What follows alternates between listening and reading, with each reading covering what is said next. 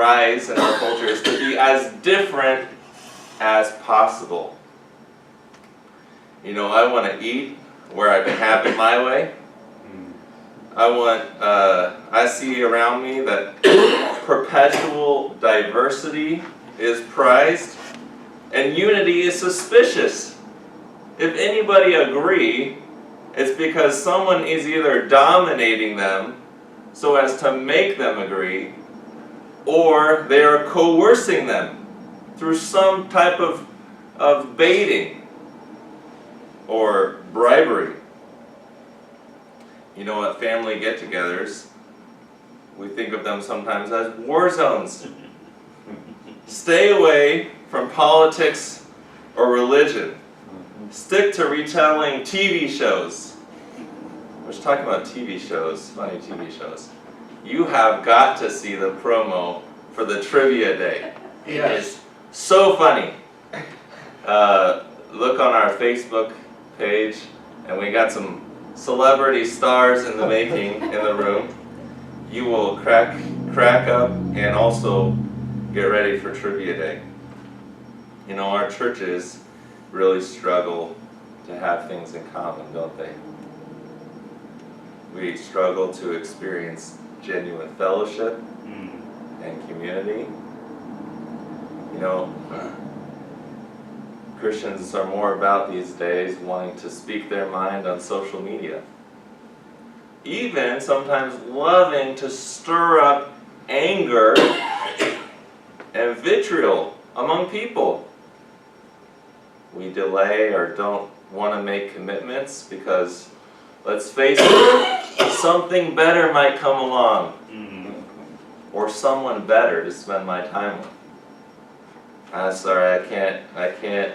Maybe I'll be there if there's no one better to spend time with or better to do on that day. You know, in contrast to all this, Christians are told to strive for unity, aren't we? To be eager to attain to it. You know, Ephesians chapter 4, verses 1 to 6 has a lot to say about unity. It says that we need to be eagerly seeking it. And it even uses the picture that we have one God. And if we have one God, then we should be in unity following after Him. And that one God created one body. So He didn't create two. He didn't create one for Thursday and one for Friday, or one for your version, right? He created one body and one spirit. Just like you have an outer man and an inner man, the body has a group of people and a Holy Spirit that unites them together. So this morning I want to take you, instead of one more thing that Christ gave to that body through the Spirit. Through the victory of God, He gave them spiritual gifts. In Ephesians chapter 4, again, talks about those spiritual gifts. What do? They aim towards unity, not diversity. Unity, that we have unity of faith. We come to believe the same things. And that we build each other up in love. This morning I'm going to take you to not a New Testament passage, but an Old Testament passage, a beautiful Old Testament passage. A passage filled with Hebrew and maps and analogies to Israel. No, a passage that celebrates the unity of heaven come down to earth. And I want to take you there so that you would desire it more than the empty, earthly independence in your Christian life. And we're going to look at Psalm 133 today. So let's turn to Psalm 133. And I'm going to read the whole psalm, okay? So brace yourself. All 3 verses. Okay, you ready for this? Psalm 133. a song of ascents of David. It says, behold how good and how pleasant it is when brothers dwell in unity. It's like the precious oil on the head running down on the beard of Aaron, running down on the collar of his robes. It's like the dew of Hermon, which falls on the mountains of Zion. For there the Lord has commanded the blessing, life forevermore.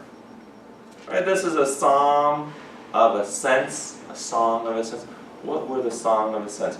Well, this is a group of psalms from Psalm 120 to 134 that were written specifically with the occasion in mind of pilgrims coming to the feasts in Jerusalem. They were celebratory psalms. We talk about calls to worship in our services. They were calls to worship as you walked on the way. And you're familiar with a lot of these. You might be familiar, maybe most, with Psalm 121. Think about this psalm in terms of, a road trip. You're getting closer to Jerusalem, and you're singing a song like this. I lift up my eyes to the hills. What hills? Hills all around me as I'm walking. From where does my help come? My help comes from the Lord, who made heaven and earth. Or Psalm 120. Actually, let's look at Psalm 122. I was glad when they said to me, let's go to the house of the Lord. Why are we going to go there? Celebrate the feasts. Our feet have been standing within your gates, O Jerusalem. Jerusalem built as a city that is bound firmly together. Again, a picture of unity. And so these are traveling songs. Maybe you think about them on your next road trip. The song gives a principle. That's how it starts off. Here's the principle. Behold. Or look.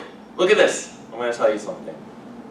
How good and how pleasant it is when brothers dwell together in unity. That's the principle. When brothers dwell together in unity, oh, how good it is. How sweet it is. How pleasant it is when brothers dwell together in unity. Let me ask you, do you dwell in unity? Is there unity in your home? If you're married today, is there unity with your spouse?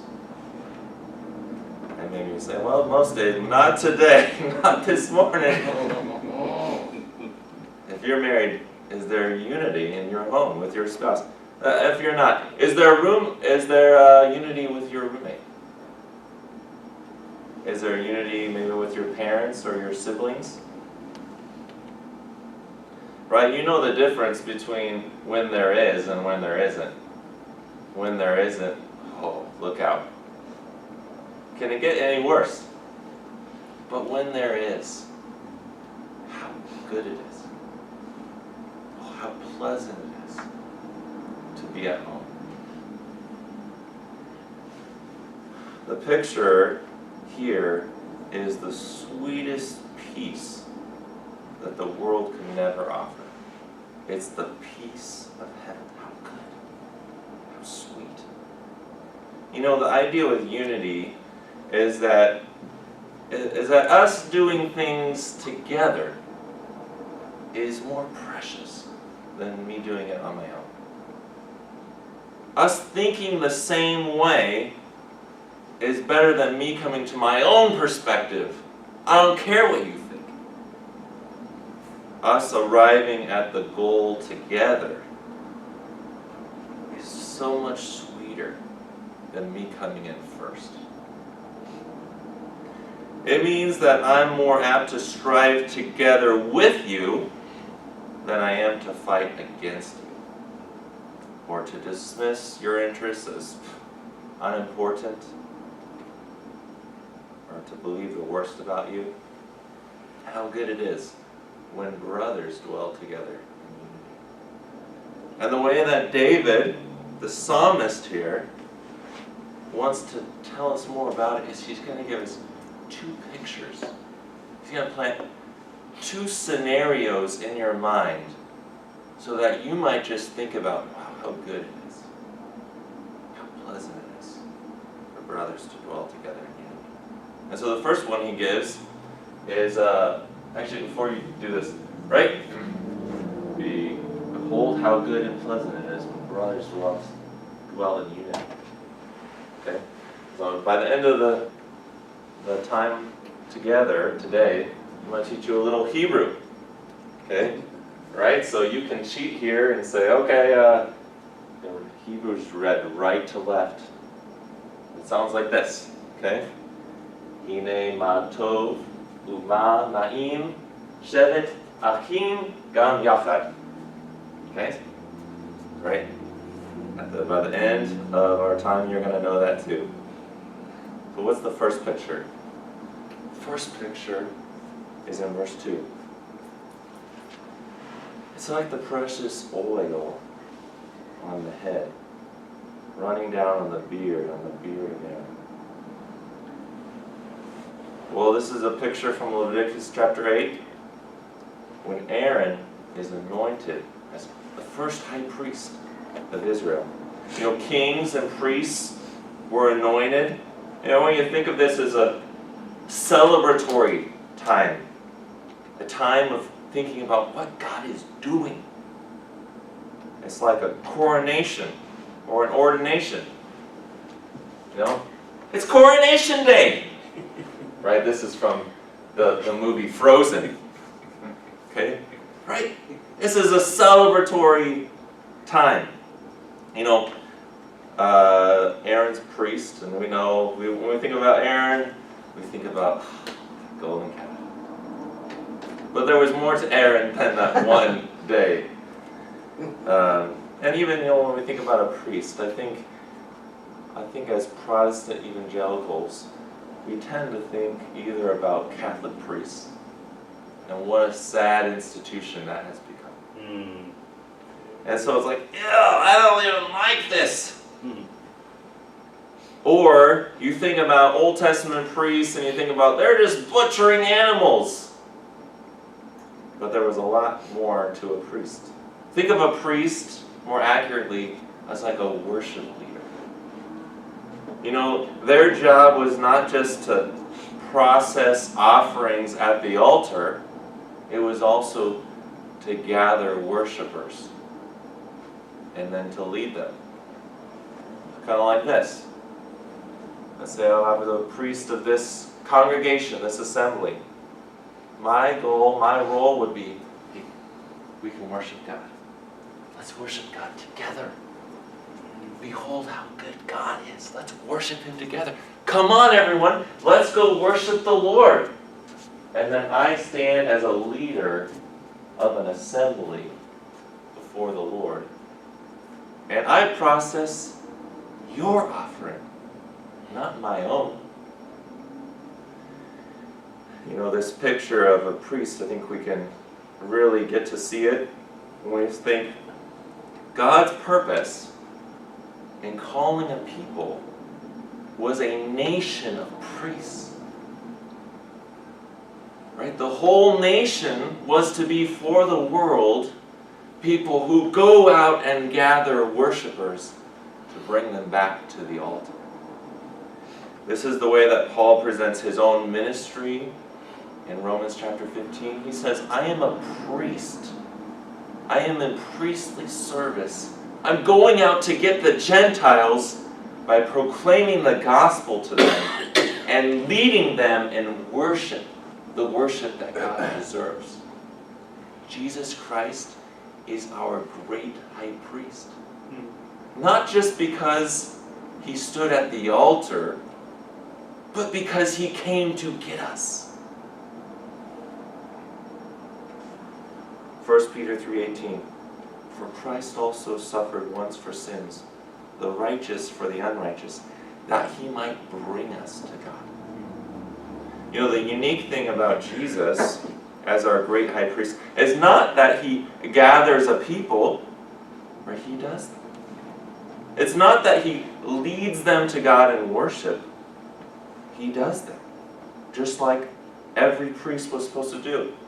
It's that when he gets to the altar as the high priest, he himself is our offering. No priest has done that. And so we're thinking about something that was precious. You know, when we think about a coronation or an ordination, you know, it stands for something. It's not just that day, it's the whole idea, right? It's like this, right? What did President Obama represent to our country, to so many in our country? Okay, his inauguration represented a whole presidency. 4 to 8 years of hopefully hope for some people. Finally, there's hope, right? His coming through the throne, right, or coming to be president, was a time for people when everything would change. He was very messianic in his in the idea of him, wasn't he? And that's what's the picture here. It's not just Aaron. It's Aaron as the first high priest. It's not just that one day when he was anointed. It's the idea that there is a priest, a priesthood, leading us to God. And if you love the Lord, that is a great day.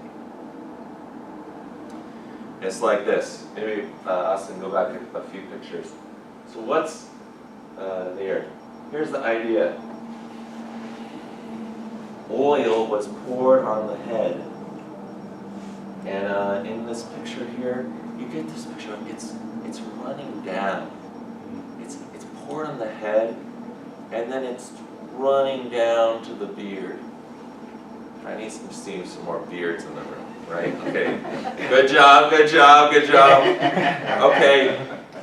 Okay, Stephen. Okay, come on, guys. Let's be unified here, right?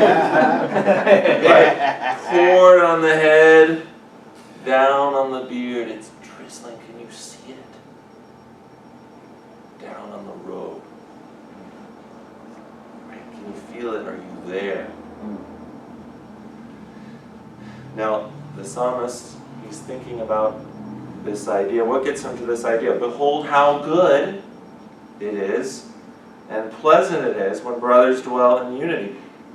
And it's like the precious oil. Okay? The oil, we translated it precious, that's the same word. How good the oil is. How good that oil was. Representing that celebration. And so Katie, maybe Katie in the room, maybe some of you others are thinking, man, what a mess. This guy's got oil all over his head and all over his beard. You guys on his clothes, you ruined them. Well, think of it more like this. Keep going. Keep going. Put it out of order. Keep going. Keep going. Keep going. More like this. You could go one more. One more. No, up. One more up. There you go. Okay. Think of it like this. Right? This is recent. This is from February 15th. Happy birthday, baby Isaac, our youngest son. Okay? And here's his cake. And you know what? On that day, don't you just want that cake to be all over him? You just want to be all over that baby. Right? Because it's a celebration. Who cares what he gets it on? Or think about this, right? Your Super Bowl team, you're winning. the last seconds of the game, oh man, you want that Gatorade to be over the head coach, you want it to be over everyone. Okay, or other sports celebrations when right, they got the champagne, right, you just want everyone to be splattered with that celebratory drink. You know, graduations, they used to toss their cap. And I don't see that so much anymore. I think these 17-year-olds think that, you know, that 50-cent little thing on the top of there is worth a lot more. But that's the idea. Who cares? Splash that oil all over Aaron. This is a day of celebration. And it's cascading down. And we're feeling it. We're hearing it. That's picture number one. Are you getting excited for the idea of unity? Right. Not picture number two. Go back up. Keep going up, up, up, up. Back? Back. Yeah. Okay. Keep going back. Oh, there we go. Great. Nap time in chapel. Woo, nice. Verse 3. Here's one other picture. It's like the dew of Hermon. Right? Hermon. Say it like that. Not Herman, Mount Herman. It's like the dew of Hermon. Go one more slide. What's special about this mountain? Mount Hermon is the highest mountain in Israel. Right? It's snow there. You could say that it's the source of most of the water in the country. It's what feeds the Jordan River, which feeds the Sea of Galilee, which again feeds the Jordan River. You know, and here's the thing. As you're reading this, when I say, it's like the dew of Hermon, here's a problem. That means nothing to you.